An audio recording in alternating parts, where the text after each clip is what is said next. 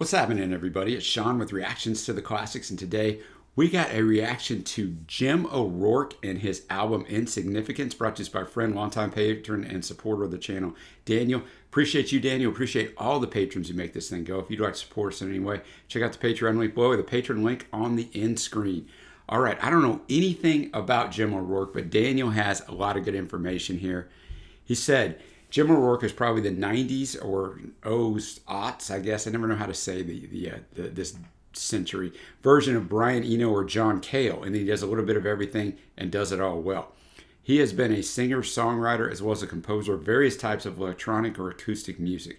He was a member of Sonic Youth on bass and keys for a while, a producer, a musician, or mixer or orchestral arranger for Wilco, Joanna Newsom, Smog, Stereolab, amongst others. He's done film scores, small artsy films, on the film School of Rock, which is great. He was brought in to teach the kids how to play their instruments. He has dozens of ambient and electronic albums to his name, which may be near unlistenable to most. However, for the sake of simplicity, he has 5 albums and 1 EP of somewhat standard pop rock. 2 albums of which are instrumental, which are all near perfect. Insignificance is his 2001 album. It's his rockiest album. Jeff Tweedy from Wilco plays harmonica on a track and guitar on a couple others. Glenn Coach, who is now the drummer for Wilco, was introduced to Tweedy through Jim around this time. I don't want to give too much of a description of the album to alter or shape opinion, but I will say the album cover, and the cover to his prior album, Eureka, by Mimiyo Tomozawa, is a perfect analogy to the album itself. Depending on how you look at it, it can be disturbing or funny, volatile or innocent, childish or a work of art, or anywhere in between. Now, that was what Daniel had to say. He's obviously the expert in Jim O'Rourke, but I went and looked at a lot of different things. There's not a lot out there, and there's absolutely nothing on this album or the songs on it. So I'm going to give you more of an extended run-up to just who Jim O'Rourke is and let you know what a couple of music publications, their critics, had to say about this album. First off, Jim O'Rourke's a Tokyo-based American musician, composer, and record producer. He has released albums across various genres, including singer-songwriter, post-rock, ambient, noise mix, and tape experiments. He was associated with the Chicago experimental and improv scene before he relocated to New York City in 2000. He now currently resides in Japan. He is best known for his numerous solo and collaborative music projects, many of which are entirely instrumental, and as Daniel said, he's a member of Sonic Youth from 1999 to 2005. One thing I'll mention that Daniel didn't, he actually mixed Wilco's Yankee Hotel Foxtrot album and produced their 2004 album, Ghost is Born, for which he won a Grammy Award for Best Alternative Album. During the recording of Yankee Hotel Foxtrot, O'Rourke collaborated with Wilco members Jeff Tweedy and pre-Wilco member Glenn Coach, as I talked about, under the name Loose Fur.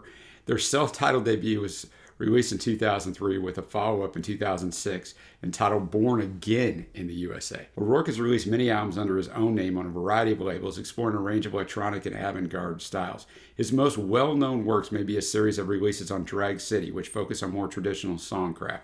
Bad Timing in 97, Eureka in 99, this album in 2001, The Visitor in 2009, and Simple Songs in 2015. So this guy's still rolling along. The titles of the first 4 albums, including the one we're doing, all refer to films by the British director Nicholas Roeg. The first 3 by direct references to film titles, the 4th being titled from a fictional album within Roeg's film, The Man Who Fell to Earth. This album itself is the second singer-songwriter album by Jim. Originally released on November 19, 2001, it is named after the Nicholas Roeg film of the same name. It peaked at 35 on the UK Independent Albums charts. We talked about already about Tweedy being on here, but a bassist Darren Gray of Bryce Glace is in there, and our eminent jazz guys Rob Manzarek and Ken Vandermark on cornet and sax respectively. At the time, O'Rourke said he wasn't happy with the mix of this album, though he later told Stereogum the album, quote, came out pretty well considering how quickly I made it. Now that publication, Stereogum, they actually have a lot of good music articles on there. They wrote an article on this album just last year in 2021 at the time of me filming this. Insignificance turns 20. This guy highly praises this album. He said, if you've heard this album, you know. If you haven't, I want you to reach through your screen right now and get this music in your ears. We're about to do that. This is a guy who's involved in some of the most classic records by Wilco, Joanna Newsom, and Smog, who has collaborated with icons from Fahey to Faust to Phineas, who spearheaded Sonic Youth's 21st century renaissance and has helped to shape the face of experimental music for more than 3 decades. And yet the crown jewel of his career might be these 7 tracks of avant-garde classic rock brimming with color and dynamism, seasoned with scathing wit. Such breathtakingly pretty music exists as a delivery system for lyrics so hilariously mean-spirited they'd make Randy Newman blush. You can get a sense of O'Rourke's emotional disposition from the album's packaging. So he's going to talk about that cover, which I've shown you a couple times during this video. But even without those factors, you couldn't miss the contempt coursing through these songs. O'Rourke goes beyond and above to convey it song after song, one biting couplet after another. The bitterness is essential to the insignificance experience. Words that make you laugh but also flinch from time to time, as if to keep your delusions of grandeur in check. O'Rourke once explained that most of these songs are sung in character by people who are about to die. And the critical response, Metacritic 81 out of 100, Enemy 8 out of 10, Pitchfork 8 out of 10. Pitchfork placed this one at 166 on their list of top 200 albums of the 2000. All these tracks are written by Jim O'Rourke. So I know there's an expanded introduction, but I didn't know anything about him, so I'm going to guess a lot of people watching this, obviously if you're a Jim O'Rourke fan, you're watching, but a lot of other people just watch a lot of the videos on this channel because they're on our channel.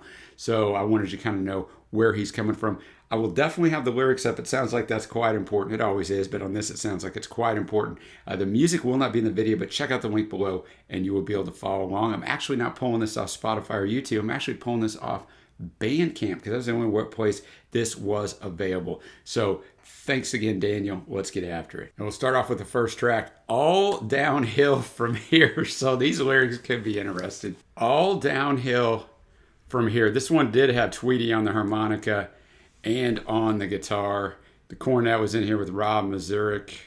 Drums were Glenn and Tim Barnes. So bass guitar, Darren Gray, some good stuff in there. The instrumentation and the arrangement was varied, right? We're going in hard rocking. You can hear that Tweety guitar in there, but then we kind of dial it back, man, and get real soft.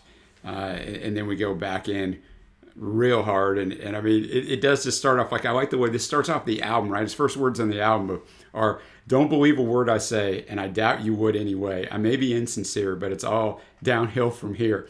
Verse 2, "If I seem to you just a little bit remote, you'll feel better if you call me a misanthrope." And I had to look that up. I've heard the word, but it's a general hatred, dislike, distrust, or contempt of the human species, human behavior, or human nature. So that pretty much sums it up, doesn't it? Or whatever floats your boat, but as for me, I'd rather sink my own. So he'd rather sink his own boat than deal with you. Even though I'm here, you should feel all alone. Maybe the point of this, you've just outgrown. There are names for me that are better known. Just draw a line and I'll add my own. So that is mixed in. It's a 5-minute song, right? That takes you on this soundscape that is quite varied. So I really did enjoy that. I enjoy his voice and I just enjoy the vibe. Next up is going to be the title track, Insignificance. The title track, Insignificance, which the title never appears. The word insignificance never actually appears in this song, but you get the idea and you get the idea of what it's going to be about going right in. But really good piano work here. Interesting soundscape, which from the introduction that Daniel gave about Jim, I figured we're going to get in here just a lot of different soundscapes. And I think we went about 1:28 before we got into the actual vocals on it, which is a 5-minute, 12-second song. They don't have the instrumentation credits on here, the musician credits on this song, unfortunately. Just Glenn on the drums is all I know, but really good. I wanted to point that out first, that the ambiance of it is fantastic, the atmosphere. Verse 1, "I'm still waiting for a sign that describes how it's all going to end and arrives at a time when it seems to have failed me, failed once again, like a friend who needs you, like a house needs a floor, to know when it's been walked on, to know how it feels, to wait to be lived in. Everything that you felt was someone else. Everything you felt was someone else giving you something." So this that insignificance. "It would be easy to stay this way if it weren't for this problem that I should see underneath, beneath my complaining, like a wheel that needs oil, like a plant that needs reminding that it's nothing without soil, even though then it's stuck there like a crumb in bread, like the seeds in an apple." And with that whole call and response, everything that you felt, it's never too late to start to regret. Was someone else giving you something? Every step you've taken, every word you've said, everything that you felt, it's never too late to start to regret. And then it just plays that out the whole rest of the time through. I don't know that I'm going to read you the lyrics to every single song, but it seems important, right? I mean, to understand where Jim is coming from here. So we're 2 of the 7 songs throughout a mission. There's only 7 songs on here. They're a little bit longer, so I always enjoy albums that are like this. Now we're going to go to the third track, Therefore I Am. Therefore I Am. Everything is fantastic on this song. Starting off with Jeff Tweedy's on guitar again. That guitar riff is just infectious. But the drumming was also fantastic. It looks like we got Tim Barnes and Glenn Coach on drumming here. Bass guitar, Darren Gray again, and saxophone, Ken Vandermark. So we had some guys on here that were on the first track, all downhill from here. You see me over here. I make notes sometimes when I'm listening to, so I remember when we go back through at the end and I sum it up. But the notes I said on here was the Tweety, and then this fantastic songwriting. Here I go. I'm going to read these lyrics to you again. Do not cross Jim ORourke. That's what I'm going to say. This is just, I mean, these are just fire lyrics. And if you just listen to the song, you think this is this upbeat, fun song, but the lyrics are quite different. He said, me, I'm getting better every day. That's what I said. Don't believe what you've heard. It's not like I want to be king, but I can't help myself. It's just that I am. So it must have been heard around town that he wasn't doing so well. Verse 2, sorry, but I found someone new to spend time instead on you. I spend it with me. You see, I've traveled around the world. Oh, yeah, I've seen so many things. Why am I talking to you? So he said, I'd rather be by myself than be with you. The chorus, why do you hide behind somebody else? There's one too many in this room, and I think it's you. Verse 3, as you can see, I'm a happy guy. Don't need nothing to get me down because I always have you. We're on a sinking ship, but I'd like to stay on board and shoot the cannons at you. And then he goes with the chorus again. So that song was fantastic. Now we go to the fourth track, Memory Lame, with an M, not Memory Lane. Memory Lame. Memory Lame. And I'll tell you what, you can tell, that Jim is a master at creating soundscapes, the production, the arrangement. Daniel talked about how he's got all these instrumental albums, all this ambient stuff and atmospheric stuff. You can tell this guy is a master at creating stuff, which you can't always tell on these independent albums that don't have a big budget, but you can definitely tell on this, because after every verse, we came into that acoustic quick, just a difference in soundscape, and then boom, we went back into the next verse and resumed the normal arrangement. So that was pretty cool, and then we ended out with that a little bit too.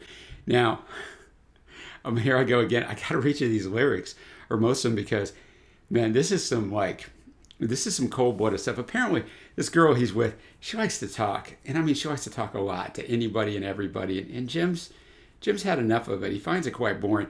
He said, it's quite a gamble to speak out of place. Those things could kill you, but so could your face. What occupies me pays a low rent, because fondness makes the heart grow absent. So he doesn't want to play on words there. These things I might say might seem kind of cruel. So here's something from my heart to you. He ends the first two verses with these just biting. Looking at you reminds me of looking at the sun and how the blind are so damn lucky. It's so cold, man. Verse 2, those holes on your face can be used better ways. Breathing's a distraction when you chatter away. These things I say might seem to be lies, to seem risque or sensationalized, and too many people can remember your name, always walking you down memory lane. So everybody's wanting to talk to her. They're both just talking all this stuff that doesn't matter, right? Small talk. These things I say may seem to offend, but not as half as much as I'd like to intend. So I wanted you to be even more insulted. And here goes. First time was the sun, and he said the blind were lucky. This time, because listening to you reminds me of a motor's endless drone and how the deaf are so damn lucky. And so then he just kind of goes on in verse 3, the same kind of thing. And then the outro, you'll find that in no time you'll be talking to yourself along with everybody else. Then you'll despise the look in their eyes. It may be difficult to tell if you're looking at yourself. So then he kind of goes the little couplet on the way out, but kind of telling them, like, sooner or later you're going to realize that all your discussions and all the stuff you're talking about is meaningless, and you're going to resent the people you're talking to, and then you're going to figure out, that's me, and you might have a little self-loathing there. So another fire song lyrics-wise, not that I expected any different so far. Now we're going to go to the fifth track, Good Times. Is it going to be more positive, or is the title misleading? Let's find out. Good Times. Totally different vibe here, right? Very chilled, very acoustic. It takes on some country tinge in the instrumental in the middle and towards the end. I mean, not total country, but it's a country feel, because you got Ken Champion on the pedal steel. You also got Glenn Coach on the vibraphone. So we have a much more chilled out. And I think Jim's just talking about in this song how he tries to pretend to be things that he's not. I may be dressed as a Dr. Deer, but I'm not. I'm just acting up. Got high hopes of passing thoughts. So maybe he's trying to come off smarter than he is. I may act like a bombardier, but don't be fooled, because my aim is off. No need for alarm. I'll catch you next time. So maybe kind of confident and bold and maybe loud. And then verse 2, it's a very slow delivery on this song. right? It's a very slow unfolding 4-minute song. It's really, really good. I'd like to raise a Titanic here, take a walk down its molding streets and feel right at home because the dead don't talk. It'd be so nice if you weren't here. Empty air where you used to stand, like an empty plate that gets busted away. So the very last part he's telling you again he'd rather be alone, but I'm not sure that's the case as the song unfolds. It's more like he's missing her, so I think maybe he likes the idea of being alone, maybe more than the reality. That's the way a lot of people are when they break up with relationships. Like, I'd rather be out of this, and then they sit around all alone and go, you know what? Maybe it wasn't so bad. So kind of a sad song there in a lot of ways. All right, now we go to the 6th track. We only got 2 left, so we're to the penultimate track, Get a Room. Get a Room. I'm a broken record, no pun intended. The soundscape on here was quite interesting. I don't know what all of it was. I know Rob Mazurek was on that cornet, but that was just seemed to be towards the end mainly. Tweedy was on guitar on this one again. I guess on the first track, I mean, it said he was on guitar, but then I read he was only on harmonica there, which Daniel mentioned he was on harmonica on one. So harmonica on one, guitar on 2. Yeah, I mean, there's a lot of interesting stuff going on here. Nice, mellow, chilled out delivery from Jim. But I mean, I think he's dying, right? I think he's dying. He hooks up with this girl. It's a one-night stand, and he's dying. Because in the outro, and you try to move towards her, but you can't move your shoulder, and your sight's getting dimmer. Maybe if you kick her, but your leg's getting weaker. She's such a deep sleeper, and you would get a snorer to share your last hour. You sure picked a winner, and time seems slower. And now you can't see her. All you see is a timer moving backwards and forwards. And the night's getting longer, and your skin's getting colder. That's how he kind of just delves it out in there, so you don't really understand unless you're listening real close or reading the lyrics that this is supported to dying. So yeah, it just kind of repeats out that way. So it's almost a 7-minute song, but it doesn't seem like it because the atmosphere in it is so good. All right, we're on to the final track, Life Goes Off. Not Life Goes On. What a play on words that Jim's used throughout this entire album. Life Goes Off. Now, I'm not sure on this song really what it's about, right? I don't know if he's dead, somebody else has died, or no one's died. So I'm not even going to pretend to know what this song is about. I've figured it out on all the other ones. It's probably right in front of my face, and I just can't see it. The ambiance of this song was really chilled, really nice. I mean, about as chilled as everything, along with Good Times, right, of the 7 songs on it. But then the last minute and a half, it builds and builds and builds into this anxiety, just driven, almost manic finish, which I guess is probably a glimpse, I'm guessing, in some of Jim's other work. Kind of shows off that talent on there. You had Ken Champion in here again on the pedal steel. So I thought Jim's delivery sounded great. So a really good ending track and an interesting way to end this album off with that last minute and a half. So now we're going to get to my favorite tracks. Pretty tough because I like all 7. There's only 7 tracks and they're all really good. The writing on every one of them is fantastic. I'm going to go with honorable mention Good Times, the 5th track. I like the chilled vibe and the delivery. I got to go with my favorites, All Downhill From Here, the very first song, and Therefore I Am. The great Tweedy guitar, but also the biting lyrics. The lyrics, like I said, are so well written on all of these. Now I'm going to go to my overall score. Said it a lot of times on this channel. Trey and I both said it. A limited amount of songs in an album that's not super long, in the 7 to 9 to 10 range on songs, and under 40 minutes is just a sweet spot for an album. You can get through it at a pretty decent clip. Nothing overstays its welcome. And that's where this album falls in. Just really, really good. Great introduction to Jim ORourke. I know this might not be what his normal work is, kind of sounding from the research and what Daniel said, but I really enjoy this one. I'm going to be at a sky high 8.5 out of 10. Just so well done. So thank you, Daniel, for bringing this to me. Thank you, everybody, for watching. And let me know what you think of this thing and anything else I should check out from Jim. And until next time, guys, I will see you.